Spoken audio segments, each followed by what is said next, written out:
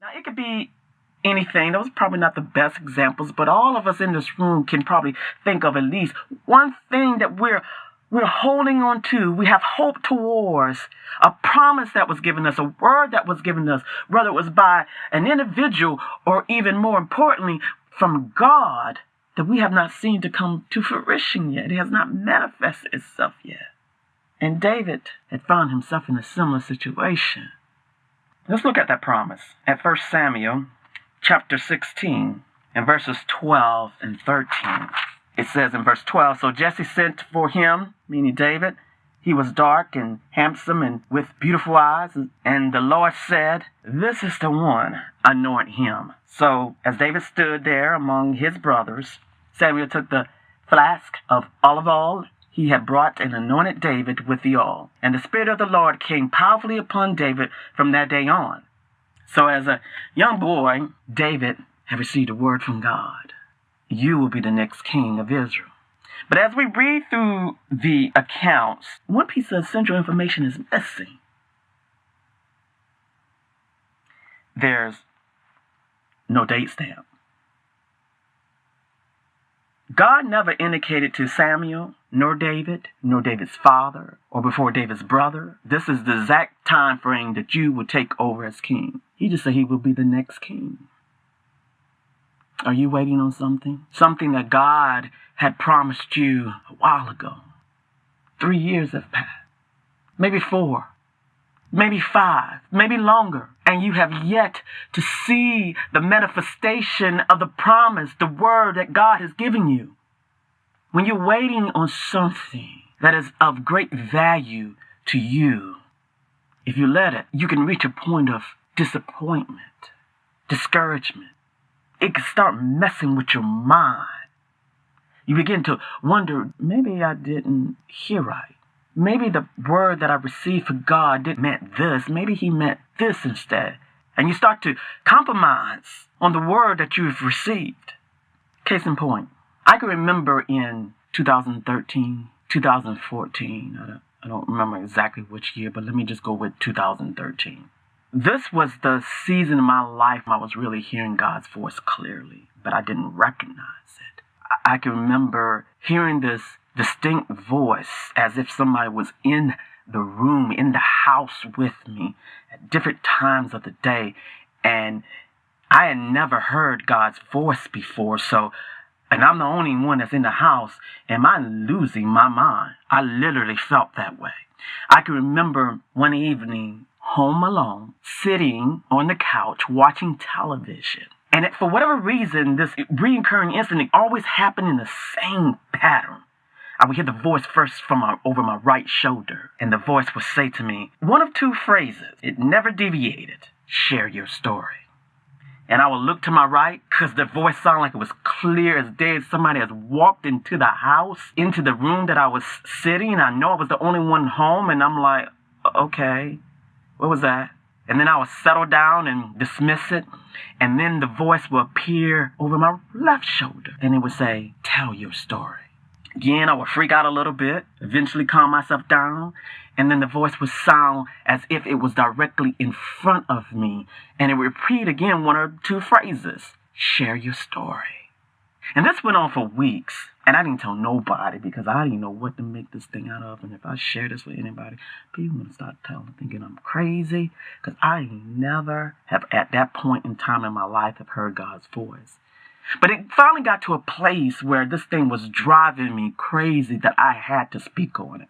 So I went to my roommate, who I pretty much share almost any and everything with the exception of this one crazy voice that I kept hearing. And so I said to Felicia, I said, I think I'm losing my mind here. She looks at me puzzled, like, what are you talking about? I said, I keep hearing these voices. Hearing voices? What are you hearing? What is it saying? And so I repeated what I just shared with you with her. And as I'm telling her the incidents, her puzzled look on her face starts to reshape itself, and she started to look amused. And I'm saying to myself, I'm saying, why she's looking like this is funny? Because this is freaking me out. Why she's starting to laugh about it? Because I don't think this is funny. I think I'm losing my mind. And then finally, when I was done, she says to me with laughter in her voice, Deidre, that's just God speaking to you. And I looked at her like she was crazy, like, God speaking to me? God ain't never spoke to me before. What are you talking about, God speaking to me? Something inside of me put on the brakes and was like, wait, listen to what she's saying. She continues to say, God is trying to tell you something. So listen. And the next time this happens, inquire what he wants. What he wants you to share. My buddy Felicia generally always gives me very good advice. And I would say more than 50 to 60% of the advice that she gives me, I take it in whole. I value her opinion. But this was the craziest, stupidest thing I have ever heard her say from my perspective. What is she talking about? So some time passed, and sure enough later, I'm home alone, sitting at the table, on my computer, and the voice starts. Same pattern. Over the right shoulder, over the left shoulder, and then in front of me. But this time, I'm not as freaked out as I was before, but a little nervous, because I couldn't get the courage to ask, what are you talking about? And the reason I was struggling with the courage, because I really don't know who I'm talking to. I'm hearing this voice as if it was my best friend sitting in this room having a conversation with me in the flesh. And here's this voice that is clear as day, and I have no clue what it is talking about. I trust my best friend, and I finally take a deep breath and ask, share what?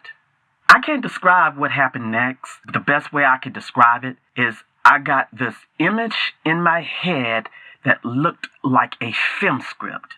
And all it did was flipped so quickly, but I was able to see every picture that it generated, and it just flipped from one picture to the next. And in the imagery was a history of the not so good parts of my life. And then the picture stopped. And when the picture stopped, I knew exactly what this voice wanted me to do. And these were my exact words. You are out of your mind. I'm not doing that. And what God wanted me to do was share my story in a book in regards to what led me to a homosexual lifestyle. And how in the process of living out that life for so many years, eventually I received my deliverance. Tell your story. Share your story. Now, it took me a minute. It took almost a month before I finally got to a place, and that's another story in itself, before I finally agreed to do what God had asked me to do. And you notice I just said God asked me to do back then, and I don't know who it was. It was just weird to me. But it took me about a month before I finally got to that place. When my heart finally got to a place where I finally could agree to do it, I wanted to do it.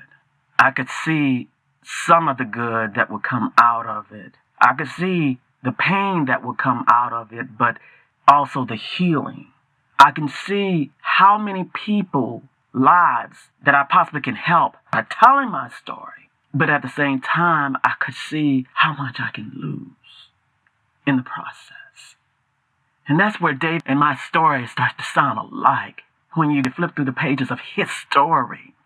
Oh, it was a grand privilege, an honor for the King of Kings to approach a young boy, the youngest Jesse's sons, and say, I have a promise for you. In the future, you will be king over all of Israel. In the same instance, God was saying to me when I finally got to a place and I agreed to tell my story, to share my story. He said to me, tell your story, share your story, and I'm going to make your name great over all of this earth. Someone who has come from humble backgrounds as I have, just like David was a young boy who came from a humble background. For someone as great as God to come to you and ask you, not demand, you could choose to reject it, to take a part of your life and share it with the world to save the few who are willing to receive your story and compare it to their life. I have something greater for you. But God left something out. The processes, the challenges, the struggles, the loss to attain the promise. God excluded that part when he asked me share my story. I was clueless. I'll be honest, I could perceive some things, some challenges that would have come about from taking on such a task. I remember one of the things I said to God in regards to his request, nothing would come good of this. In other words, this would create a lot of inconvenience for me. I mean, my family is already dysfunctional, and this is only going to create a greater divide. I mean, I share some things about my life, but I'm very particular and private about certain things. And you're asking me to expose myself, my bones, the skeletons in my closet, to be transparent, to show my pain, my frustration, my anger, the shameful parts of my past, revealing possibly other people's flaws that have caused me to be in this place in the first place? What is the gain from it? I couldn't see it. It didn't make sense to me at the time. But then God said something to me that finally put me in a position to see the value behind the promise or promises, because he gave me more than one promises. This one that I share with you was just one of several promises that God had given me at that particular time. And basically all he says, but Deidre, you're not living. And I wasn't. I wasn't living. I was going through the motions, allowing others, my mom, my brother, my sister, other family members, to use my story, my pain, the things that had destroyed my life at a very young age, as they please. I know for a fact these individuals who I love have shared my story in many different circles to benefit them. But at this particular junction in my life, more than 3 decades later, I have yet to use my story on a public platform to help others. Worse, to help myself to heal. And that's basically what God was saying to me. You need a healing. You need an internal cleansing to improve your life. In life, there's so much stored up in you, but it is all locked up because you have not learned to let go and heal. You've allowed for far too long for others to tell you how to walk, how to talk, what to say, what not to say. And now I'm telling you, I'm asking you to stand up on your own 2 feet and speak with power and boldness that I know I have gifted in you, and tell your story. There's a lot at stake. A lot. Your life, your children's life, and so many people who are in the circle of your influence that are waiting for you to tell your story. So with the promises that God had given me, it was conditional. See, that's the piece that I think oftentimes we miss. We hear or receive the word that God has given us. I promise you this ministry. I promise you this church. I promise you this fortune. Or I promise you this wife. I promise you this husband. I promise you this lifestyle. We hear those beautiful words that God speaks to us, and we receive it. But we fail to acknowledge that those promises are conditional. Conditional to what?